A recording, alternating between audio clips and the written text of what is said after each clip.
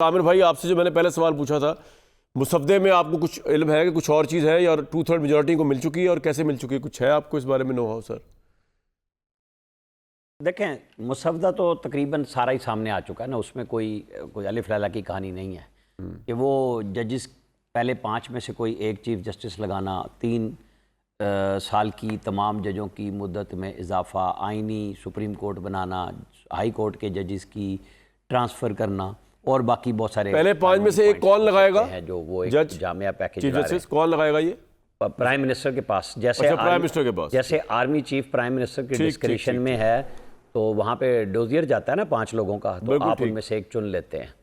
तो अगर supreme court के एक फैसले के तहत सीनियर 3 जज को चीफ जस्टिस बनाया जा रहा है ना, तो फिर लाहौर हाई कोर्ट में तो अभी चेंज कर दिया ना कि आपने 5वें नंबर से लगाया है चीफ जस्टिस को, ठीक है। अच्छा, ये लेकिन जो नंबर की बात है ना, वो तारिक फजल चौधरी बताएंगे, लेकिन जो मुझे समझ आ रही है 213 इनके अरकान कौमी असम्बली हैं और 212 सर इनका है, इनको सेनेट में 1 वोट चाहिए जी सर। मेरे पास है 213। अच्छा। और 63 हैं इनके पास सेनेट में, और वहाँ JUI के पास है 5। ठीक है। कौमी असम्बली में JUI के पास है 8, तो वो बनते हैं 221। अब आपको JUI अगर 224 साथ चाहिए, है तो कौमी 3 असम्बली में MNA चाहिए, तो आज 221 बन जाते हैं। JUI के साथ 3 चाहिए इनको उसके अलावा। हम उस पर बात कर रहे हैं ना कि अगर ये हो जाए तो वो 41 अरकान वो हैं जो PTI के आज़ाद अरकान हैं, जिनको सुप्रीम कोर्ट ने आज़ाद करार दिया है। उस पर कितनी देर खेल सकेंगे? नहीं हो सकेगा, क्योंकि 63A को जो आइन से सुप्रीम कोर्ट ने 2 साल पहले PTI की सहूलत के लिए पंजाब असम्बली की वजह से हज़फ किया। देखें, आइन की तरमीम, बजट में वोट डालना और अदम एतमाद, ये 3 जगह हैं जहां ज़मीर का वोट नहीं डलता, पार्लिमानी पार्टी का वोट डलता है कि वो जो फैसला करेंगे उस पर जाएंगे। तो पहले ये था कि आप वोट डालें, वोट आपका काउंट हो जाएगा और आप डीसीट हो सकते हैं। अब ये है कि आप वोट डाल ही नहीं सकते, वो सिस्टम ही आइन से उड़ा दिया सुप्रीम कोर्ट ने, जिसका रिव्यू नहीं लगा अभी तक, अपील नहीं लगी।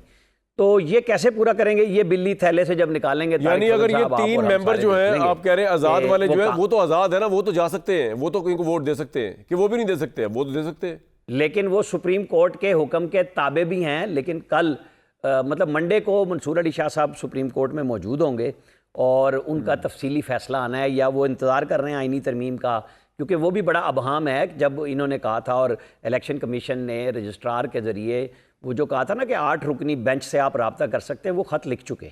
उसके बाद उन्होंने उसके ऊपर अपील डाली है, रिव्यू डाला है, ये चीज़ें मौजूद हैं। लेकिन मैं आपको थोड़ा सा बताऊं कि हम और आप बहुत सारी चीज़ों पे बहस करते हैं।